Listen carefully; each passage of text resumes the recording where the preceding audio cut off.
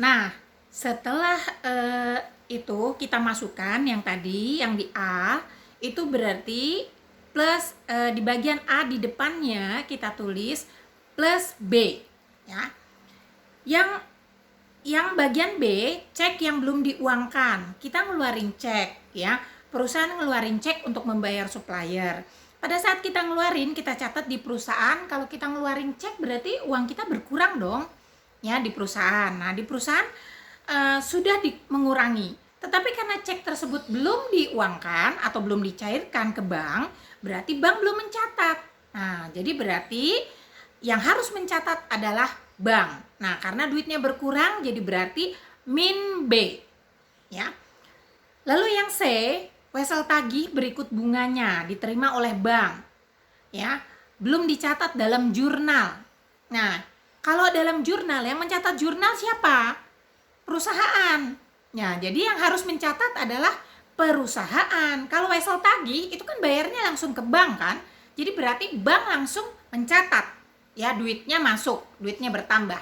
Ya, begitu sudah jatuh tempo duitnya bertambah. Langsung masuk. Nah, yang belum mencatat berarti perusahaan. Jadi yang harus mencatat adalah perusahaan. Jadi tulis di samping C plus P. Lalu bagian D, cek dari pelanggan atau Rahmat dikembalikan oleh bank karena dana tidak mencukupi sebesar 650. Tadi Ibu udah jelaskan ini cek tidak cukup dana atau not sufficient fund.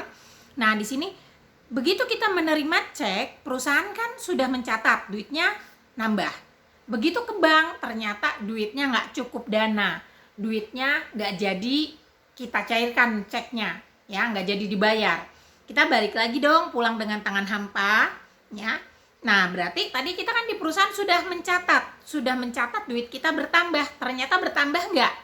Enggak. Nah, berarti kita harus mengurangi lagi.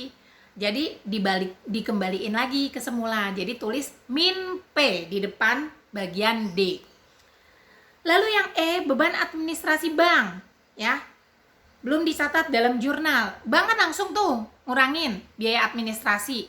Nah, yang belum nyatat siapa? Perusahaan. Jadi harus dicatat di perusahaan. Duitnya kurang atau tambah? Duit kita berkurang. Jadi min P di depan E. Nah, yang F nanti Ibu akan bikinin coretannya. Bagaimana kita harus mencatat. Di situ kan ceknya yang sebenarnya 932. Itu yang sebenarnya. Untuk pembayaran hutang, kita ngeluarin cek untuk bayar hutang. Dicatat di jurnal, ini cuma 905. Kurang dong, harusnya yang mana? 932. Nah, nanti Ibu kasih triknya. Bagaimana caranya mencatat, ya? Ibu kasih coret-coretannya. Oke. Nah, setelah itu semuanya A, B, C, D, E, F dimasukin kayak di halaman 12 sampingnya. Ya, tambah di atasnya, ya. PT Kencana Mulia, tulis pakai tangan. Terus tulis lagi laporan rekonsiliasi bank. Baru bawahnya per 31 Agustus berapa ini? 2011. Nah, baru masuk saldo kas menurut rekening koran tadi mana? SB. Masukin. Terus yang ditambah masukin. Yang dikurang min B masukin. Lalu tambahin, kurangin. Nah, setelah itu masukin saldo perusahaan, ya, yang SP. Masukin 4050. Lalu yang ditambah mana aja? Wesel tagih.